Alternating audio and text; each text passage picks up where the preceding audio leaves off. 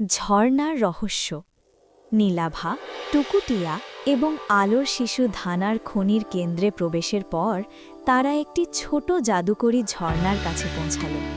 ঝর্ণার জল সবুজ এবং নীল রঙের আলো ছড়াচ্ছিল।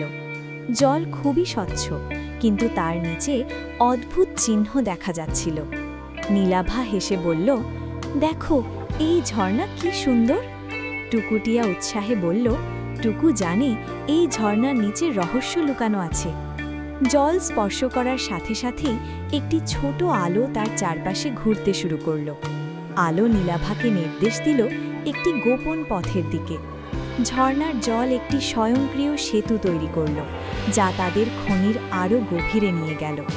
নীলাভা বুঝল, খনি শুধু আলো নয়, এটি রহস্য এবং চমকের খনি। সে আলোর শিশুকে বলল, আমরা আরও সাবধানে এগোব, এখানেও নতুন চ্যালেঞ্জ আসতে পারে। এভাবে তারা ঝর্ণার রহস্য উদ্ঘাটন করে খনির গভীর অজানা পথের দিকে এগোতে থাকল।